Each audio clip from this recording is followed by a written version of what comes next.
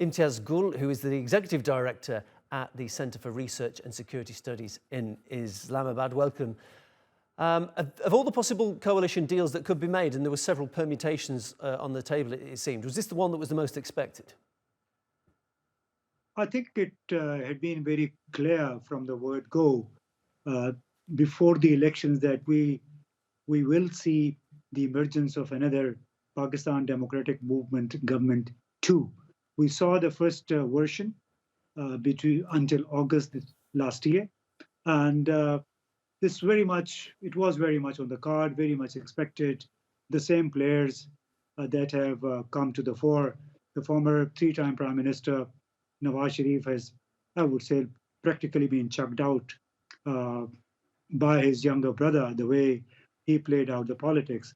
And what we have gotten as a result of the deal between these two big parties is we see a basic contradiction. They are promising reform, they are promising selfless governance, performance based. But on the other hand, you also see the they refuse to shun dynastic politics. Like Nawaz Sharif's daughter is likely to become the chief minister in the largest Punjab province.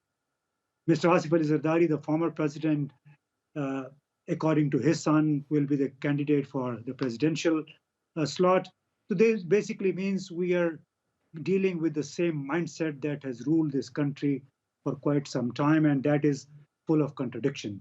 So there's nothing surprising for the people of Pakistan.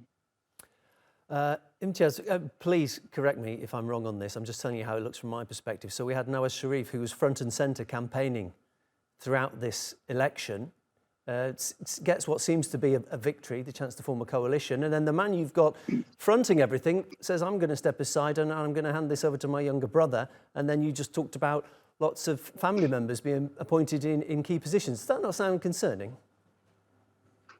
It is indeed, but I think the writing was very much on the wall ever since Nawaz Sharif returned from London. It was evident that he probably will not be the prime minister for the fourth time. Uh, the party tried to get votes, tried to get traction with its voters across the country, with the support, with the image of Nawaz Sharif, but what they ended up was a second position as far as the number of seats in the parliament is concerned. Nawaz Sharif himself lost from one constituency, and this all has been accompanied by allegations of massive rigging on the behest of the Pakistan Muslim League. And this is what has spoiled the entire game for Nawaz Sharif. And now, reluctantly, I would say, his younger brother has agreed to take over uh, charge in the new coalition, which will not be easy. It will have to coexist with a parallel governance, economic governance structure that Pakistan's military has created, and that is called the uh, Special Investment Facilitation Council. So it is supposed to attract foreign investment, and it will basically sway. It will take critical decisions as far as the economy is concerned. So much will depend on how this coalition, how far uh, does this coalition stay in step with the army-led Special Investment Facilitation Council, because that is going to create ripples, that is going to cause a lot of discomfort within the political governance structures that Shahbaz Sharif is likely to lead. Imtiaz, great to speak to you. My guest, Imtiaz Gul, from the Centre for Research and Security Studies in Islamabad. Welcome.